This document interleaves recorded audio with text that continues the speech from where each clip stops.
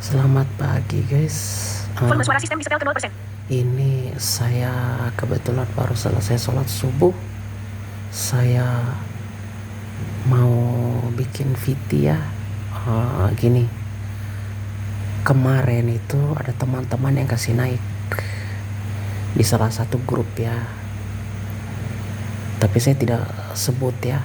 Itu dia bercerita tentang bagaimana itu Rasulullah Sallallahu Alaihi Wasallam ditegur oleh Allah karena Ibnu Umi Maktum. Yang cerita itu dia badikan dalam Al-Quran surat Abasa kan. Dari cerita ini saya jadi ingat guys, waktu itu di salah satu masjid saya ngobrol-ngobrol dengan ada salah satu jamaah kan.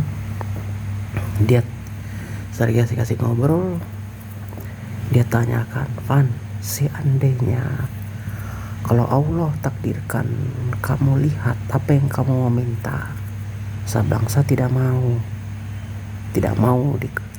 kalau lihat itu kan tidak boleh, saya tidak mau.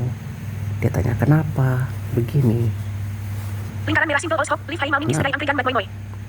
ada dua keistimewaan. Yang pertama, anggota tubuh kaum difabel itu yang mohon maaf cacat itu Allah jaga dari maksiat. Contoh, kalau orang difabel netra, berarti Allah menjaga matanya dari maksiat. Kalau orang yang tidak bisa mendengar, berarti Allah menjaga telinganya dari maksiat. Orang yang tidak bisa berbicara, Allah menjaga mulutnya dari maksiat. Orang yang tidak punya tangan, Allah menjaga tangannya dari maksiat. Dan orang yang tidak punya kaki atau yang maaf lumpuh, Allah menjaga kakinya untuk melangkah menuju maksiat. Itu. Dan orang autis pun Allah menjaganya dari maksiat karena dia itu amalnya tidak tercatat. Mau dia mau sholat mau tidak, sesuai dengan hadis Rasulullah bahwa diangkat amal dari 3 orang, salah satunya itu autis. Karena orang autis ini anaknya usia 20 tahun, otaknya 5 tahun, anak keterbelakangan mental.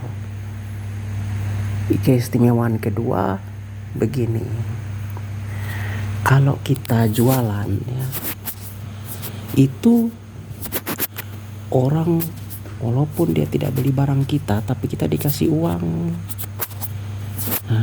Orang awas saja, orang normal saja, belum tentu tuh mereka jualan dikasih uang. Mereka cuma harap barangnya laku.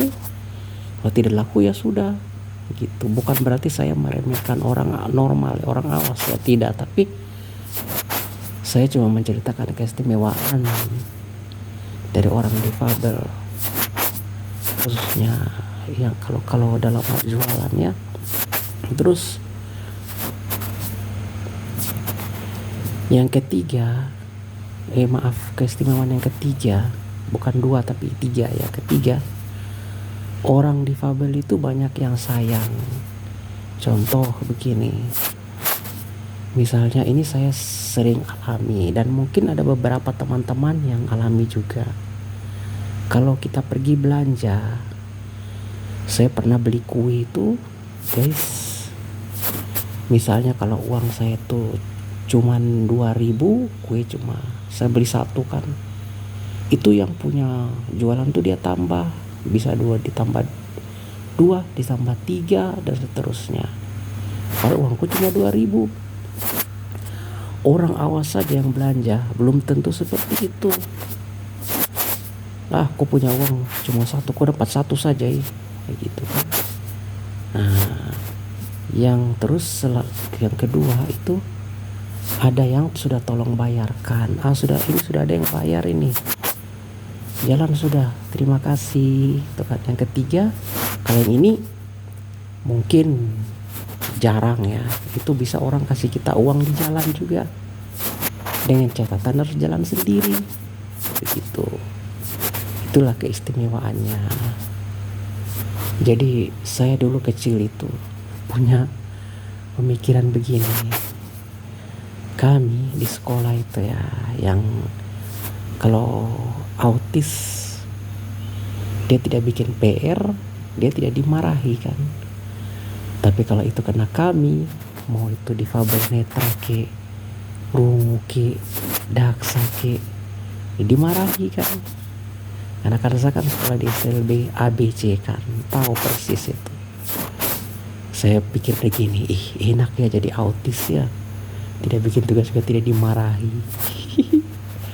Terus guru-guru bilang gini kan, kamu itu jangan begitu. Mereka itu karena anak keterbelakangan mental, jiwanya, mentalnya terbelakang. Kalau kita marahi tidak bisa. Kalau kalian kan normal, cuma fisiknya saja yang tak sempurna. Jadi kalau salah ya tetap salah lah. Jadi kalau orang difabel autis itu, kalau dia misalnya dia bunuh orang nih, atau dia pukul orang nih, dia tidak bisa kena hukum. Karena kan jiwanya tidak normal. Pernah itu ada satu kejadian ya, sahabat, ya juga betul juga ya. Nah sampai besar saya paham, oh iya. Dulu ada satu kejadian begini, ada teman autis kan, cewek, dia mainlah sama teman-temannya nih. Teman ceweknya ditampar kan, dia lapor polisi, pak polisi, saya tidak mau saya ditampar sama dia. Polisi kan kebetulan kenal dia lihat, oh adik, kok jangan ganggu dia, sudah tidak boleh, ini anak begini, jadi kita mau hukum dia bagaimana, ini anak terbelakangan mental gitu kan. Gitu ya. Jadi ya saya sambil ini juga kita berterima kasih pada guru-guru kita dan pada para pengasuh kita yang sudah membimbing kita dari yang dari dahulunya tidak tahu jadi tahu. Moga-moga yang masih hidup diberi kesehatan, diberi umur panjang, diberi rezeki yang melimpah. Dan bagi yang sudah tiada, semoga amal ibadahnya diterima di sisi Allah ya. Nah ini amal jariah yang tidak ada putus-putusnya guys. Ilmu yang bermanfaat ya. Terus saya juga nih, teman-teman saya ada gabung di grup-grup difabel ini juga, ada yang saya salut sama teman-teman kami ini. Sesibuk-sibuknya mereka tidak pernah mereka lupa bikin pengajian. Wah luar biasa ya. Saya saja jarang gabung. Kalau pas saya ini saya gabung, kalau tidak saya jarang gabung juga. Kadang saya minta maaf sama mereka. Ya tidak apa-apa bang, namanya juga sibuk kan. Kita kan cuma bilang gitu, kalau berkenan, kalau tidak ada halangan. Tapi kalau ada halangan ya apa boleh buat kan. Jarang saya ikut. Bisa bikin yasinan online. Ya itu sih, salut juga sih. Bahkan saya pernah live streaming, ada teman-teman yang sudah bang, saya asar dulu tapi saya tidak turun, saya kasih tinggal saja begini. Ada, silakan, ada teman-teman yang nanti temannya di waktu Indonesia Barat ini sudah asar, iya silakan, dia turun dulu, dia sholat dulu, habis itu lanjut lagi. Tapi tidak turun dari live, tetap saja begitu, dia sholat dulu. Wah luar biasa. Dan ada juga tuh saya pantau di Hafiz Indonesia itu, ada yang walaupun dia begitu maaf difabel seperti saya, banyak yang bisa menghafal 30 juz Al-Quran. Wih, itu ustadznya kan tes kan. Contoh nih, misalnya dia akan hafal, ustadz cuma sebut saja contoh Al-Imran ayat 100. Wih, langsung dihafal. baca. Ustaznya pegang Quran, Masya Allah. Al-Maidah ayat 13 dihafal. Wih, Masya Allah. Terus saya saja ya, contoh paling banter juz 30 itu pun tidak bisa seperti itu. Misalnya bilang ad-duha ayat 5, sudah bingung saya. Jadi ya, tapi setiap orang itu punya potensi ya, punya bakat. Ya, itu sedikit ceritanya dari saya.